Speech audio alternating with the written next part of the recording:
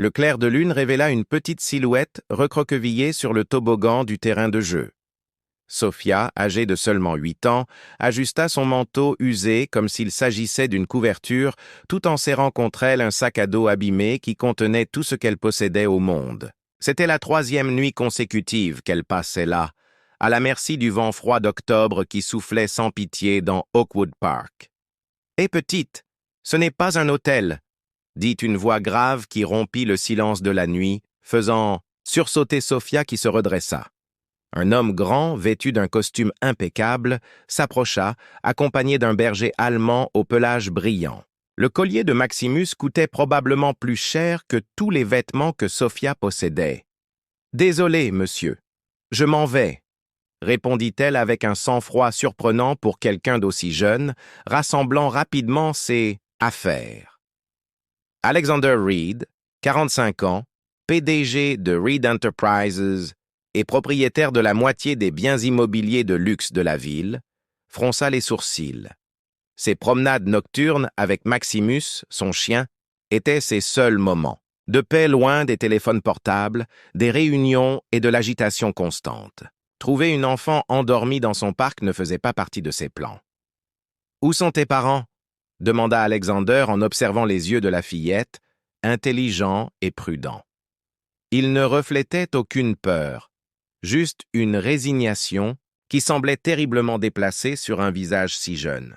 « Ma maman va bientôt revenir », répondit Sophia automatiquement, récitant le texte qu'elle avait mémorisé. « Elle m'a dit d'attendre ici. » Quand est-elle partie? L'hésitation fut brève. « Il y a 4 jours. » Alexander ressentit quelque chose d'étrange dans sa poitrine. Une enfant seule dans le froid depuis 4 jours. Il s'approcha, remarquant des détails que l'obscurité avait initialement dissimulés.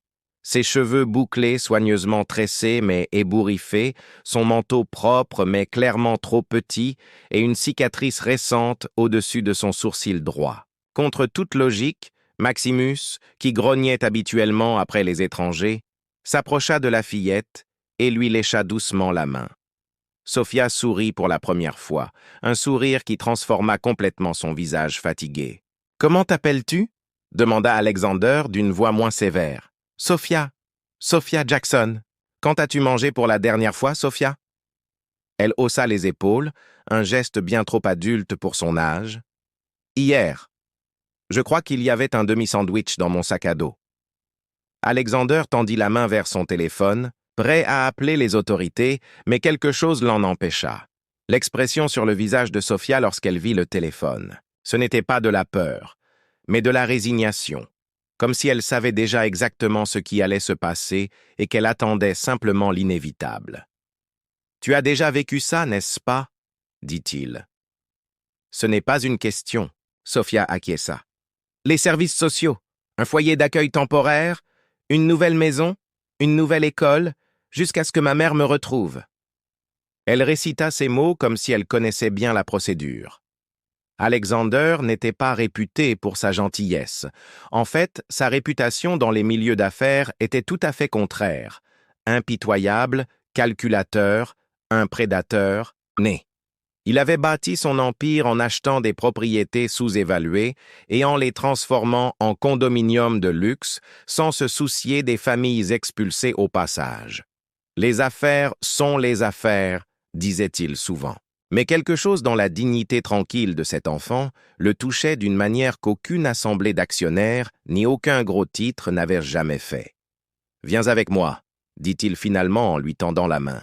« Il fait trop froid pour rester ici. » Sur le chemin vers sa voiture, une BMW série 7, Alexander remarqua que Sophia boitait légèrement. « J'ai parfois mal à la jambe », expliqua-t-elle en croisant son regard. « C'était un accident. » « Quel genre d'accident ?» Il détourna le regard. « Le genre d'accident qui arrive quand on est au mauvais endroit au mauvais moment. » Au restaurant ouvert 24 heures sur 24 le plus proche, Alexander regarda Sophia manger en silence, avec précaution, comme si elle mémorisait chaque bouchée, gardant cette sensation pour les jours où elle n'aurait rien à manger. Il lui posa d'autres questions, sur son école, sa mère, l'endroit où elle vivait auparavant. Les réponses venaient lentement, comme les pièces d'un puzzle que l'on rend à contre-cœur. Lisa Jackson, la mère de Sophia, travaillait comme femme de ménage dans différents endroits. Elles avaient été expulsées de leur appartement lorsque l'immeuble avait été vendu à un promoteur immobilier, le même qui avait récemment acquis plusieurs pâtés de maisons dans le sud de la ville pour y construire un nouveau complexe de luxe, Reed Enterprises. Alexander sentit une boule se former dans sa gorge. « Où est sa mère maintenant » demanda-t-il, redoutant la réponse. « Elle cherche du travail dans une autre ville » répondit Sophia, les yeux fixés sur Alexander avec une intensité déconcertante. Elle avait promis de revenir dès qu'elle aurait trouvé quelque chose de stable. Alexander Reed, qui n'avait jamais éprouvé le moindre remords en signant des ordres d'expulsion, voyait soudain devant lui le coût humain de son activité, incarné par une fillette de 8 ans qui dormait sur un toboggan parce que son entreprise avait détruit le seul foyer qu'elle ait jamais connu. Entouré d'écrans affichant des bénéfices records, Alexander regardait par la fenêtre de son penthouse. L'image de Sophia dormant sur un toboggan refusait de quitter son esprit. Après l'avoir déposée dans un hôtel correct avec un travailleur social qui avait promis une discrétion temporaire, il enquêtait maintenant de manière obsessionnelle sur les expulsions que son entreprise avait effectuées dans le sud de la ville. « Monsieur Reed, j'ai trouvé le dossier que vous demandiez », annonça Rebecca en posant un dossier sur son bureau. Alexander l'ouvrit et examina chaque propriété acquise au cours de l'année écoulée. Son regard s'arrêta sur une adresse, 143 Maple Avenue. « Appelez Victor Hamilton immédiatement, dit-il avant que l'avocat n'arrive. » Sa confiance habituelle vacilla devant l'expression sombre d'Alexander. « Expliquez-moi exactement ce qui est arrivé aux locataires du complexe Maple, » exigea Alexander en poussant le dossier vers Victor. « Procédure standard, notification, indemnisation minimale, » répondit Victor, mal à l'aise. « Et pour ceux qui ont refusé de partir ?» Alexander modéra le ton. « Autre méthode de persuasion. Coupure d'électricité stratégique, problème de plomberie, technique commerciale courante, comme cette famille en particulier, » dit Alexander en montrant le nom de Lisa Jackson. « Ah, elle » dit Victor en consultant ses notes. « Mère célibataire, femme de ménage, expulsion prioritaire en raison de l'emplacement. Greg a augmenté la pression sur elle. Quand nous avons découvert qu'elle avait une fille, nous en avons profité pour accélérer le processus. Les enfants sont leur point faible. » Alexander réprima sa colère. « Leur point faible ? Des locataires gênants qui ne comprennent pas le progrès urbain, » ajouta Victor avec dédain. Le lendemain, Alexander se gara discrètement devant l'école Westside, où Sophia avait été temporairement inscrite.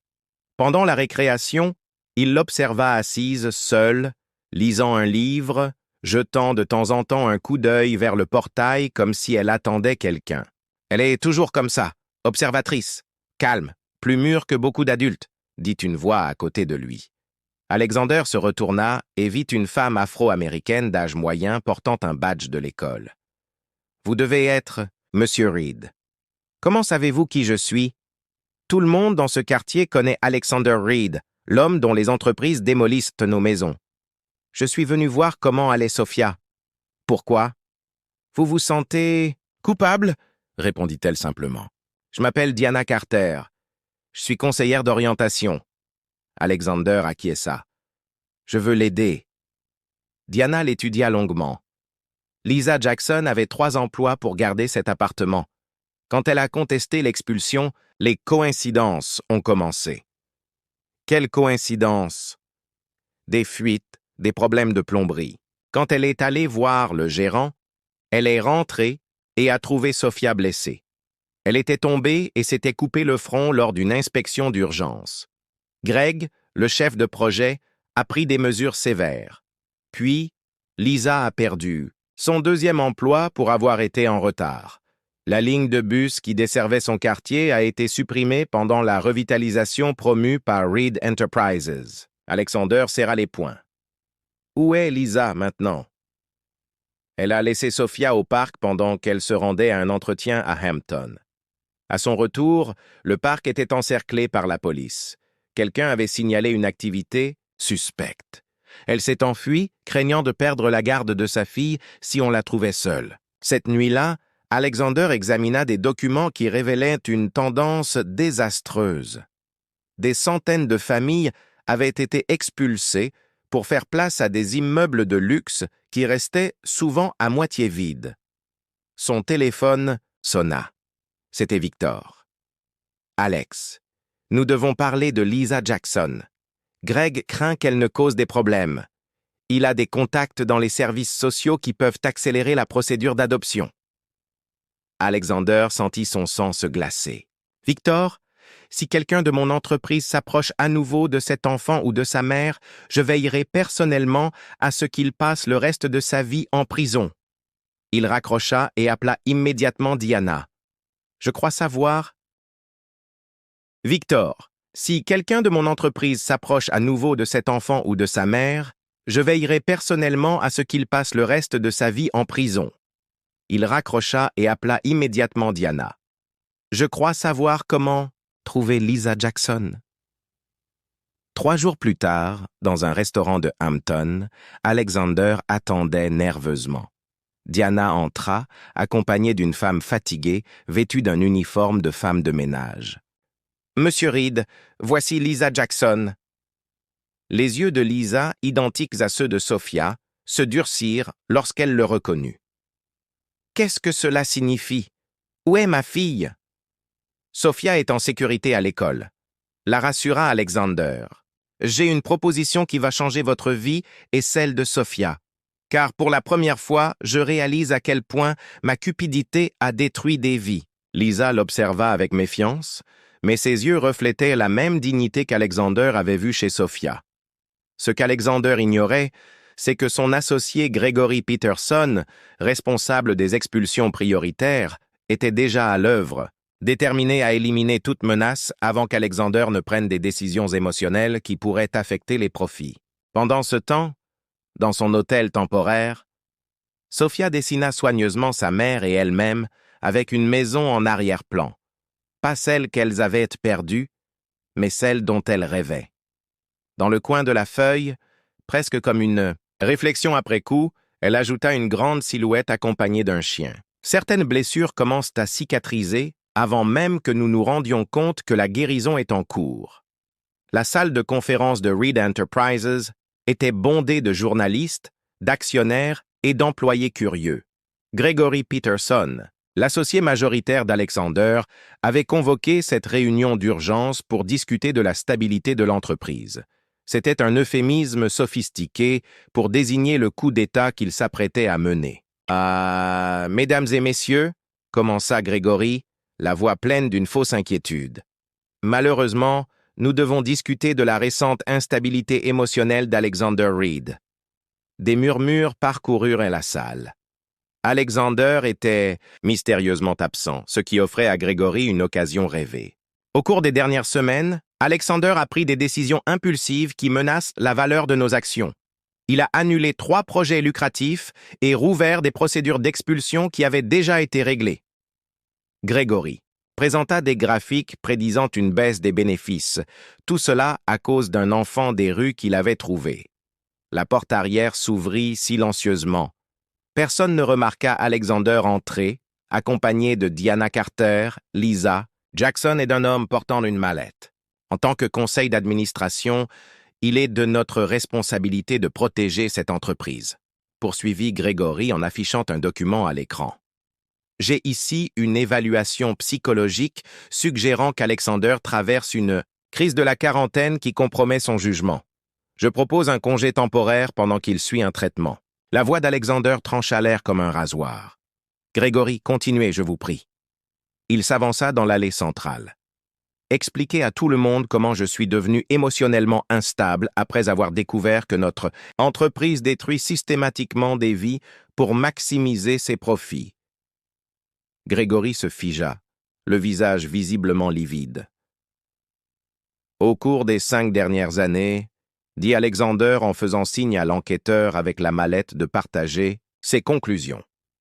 Nous avons documenté 342 cas de tactiques d'expulsion illégale. L'écran affichait des documents méticuleusement organisés, des emails et des enregistrements d'intimidation, de faux rapports de sécurité, de pots de vin versés à des fonctionnaires et de virements bancaires. Les journalistes tapaient frénétiquement sur leur clavier. Grégory tenta de reprendre le contrôle. Ces documents ont été falsifiés. Nous en avons envoyé des copies au ministère de la Justice ce matin. Alexander répondit calmement, ainsi qu'à la commission des opérations de bourse, puisque vous et Victor avez détourné des fonds destinés aux actionnaires pour financer ces opérations. Le visage de Grégory alternait entre le pâle et le rouge. Vous allez tomber avec nous. Vous avez tout approuvé. Oui, je l'ai fait, admit Alexander, surprenant tout le monde par sa franchise. Et j'en assumerai la responsabilité. Mais contrairement à vous, j'essaie de corriger mes erreurs. Il invita Lisa à s'avancer. Voici Lisa Jackson, l'une des centaines de personnes que nous avons expulsées en utilisant des méthodes illégales. Sa fille, Sophia, a dormi dans un parc à cause de vos actions. Lisa fit face à l'Assemblée avec dignité. J'ai travaillé toute ma vie pour offrir un foyer sûr à ma fille. Non seulement vous nous avez pris notre appartement, mais vous avez activement saboté mes tentatives pour trouver du travail et un logement. Alexander désigna un nouveau projet à l'écran, différent de tout ce que Reed Enterprises avait jamais construit. Voici le projet Renewal. Nous transformons 3 de nos complexes immobiliers de luxe en logements abordables, en donnant la priorité aux familles expulsées par nos pratiques antérieures. Des cris indignés s'élevèrent parmi les actionnaires. Les profits seront moindres, reconnut Alexander, mais ils seront durables et légaux. Grégory rit amèrement. Vous pensez qu'il se soucie de cette fille? De l'un d'entre nous? C'est Alexander Reed. Il a démoli des quartiers entiers pour construire des immeubles vides. Ce n'est qu'une mise en scène pour se débarrasser de sa culpabilité. Diana s'avança. Ou peut-être est-ce le premier pas sincère de quelqu'un qui reconnaît son erreur. En tant qu'éducatrice, je vois souvent cela. Le changement commence lorsque nous cessons de nier notre responsabilité. Grégory se précipita vers Alexander, le doigt pointé. « Vous n'allez pas me jeter en pâture au loup pour sauver votre réputation ?»« Je ne sauve pas ma réputation, Greg, » répondit Alexander. « Je sauve mon âme. » Il se tourna vers les actionnaires. « Le choix vous appartient. Nous continuons comme avant et faisons face à des poursuites judiciaires et à des enquêtes criminelles où nous changeons notre modèle pour rétablir la confiance et la légalité. » À ce moment-là, les portes s'ouvrirent à nouveau. Sophia entra timidement, tenant son dessin. Son regard se posa d'abord sur celui de sa mère, puis sur celui d'Alexander. « Elle est le visage des personnes que nous avons blessées, » dit Alexander doucement. « Et elle a plus de courage et d'intégrité que nous tous réunis dans cette pièce. » Grégory, réalisant qu'il avait perdu, joua sa dernière carte. « Tu vas le regretter, Alex. Tu ne sais pas ce que tu fais. » Alexander sourit pour la première fois depuis de nombreuses années. « En fait, dit-il, pour la première fois, je sais exactement ce que je fais. » Les agents de sécurité escortèrent Grégory dehors. Alexander s'agenouilla devant Sophia. « Merci, » murmura-t-il. « Pourquoi ?» demanda-t-elle. « Pour m'avoir montré qu'il est toujours temps de faire ce qui est juste. » Au fond de la pièce, un journaliste immortalisa le moment où le redoutable requin de l'immobilier avait les larmes aux yeux, alors qu'une petite fille lui tendait un simple dessin. Une leçon silencieuse qui nous enseigne que la véritable richesse ne se mesure pas à la propriété ou au compte en banque, mais à la capacité de reconnaître l'humanité qui nous unit, même dans les endroits les plus inattendus et les circonstances les plus humbles. 6 mois se sont écoulés depuis ce jour qui est devenu connu comme le grand réveil chez Reed Enterprises. Ce qui avait commencé comme une confrontation d'entreprises s'est transformé en un mouvement qui a eu des répercussions dans tout le secteur immobilier national. Les actions de la société ont d'abord chuté, puis se sont stabilisées à un nouveau niveau, plus bas, mais plus durable. Alexander traversa ce qui n'était autrefois qu'un luxueux immeuble en copropriété inaccessible. Aujourd'hui, le complexe Oakwood Gardens abrite un mélange équilibré de familles issues de différentes classes sociales. Une aire de jeu moderne occupait le centre du terrain, où des enfants de toutes les couleurs jouaient ensemble, leur rire résonnant entre les bâtiments rénovés. « C'est incroyable ce que 6 mois peuvent faire », commenta Diana, qui marchait à ses côtés en tant que nouvelle directrice de la Reed Foundation for Fair Housing. Elle avait supervisé la transformation des propriétés en logements abordables. Cela n'a pas été facile de convaincre les actionnaires, admit Alexander. Ce serait de la folie de continuer comme avant, répondit Diana. C'était de la folie collective déguisée en affaires. Alexander sourit en regardant un groupe d'enfants, parmi lesquels Sophia, apprendre un jeu de claquettes à 2 fillettes plus jeunes.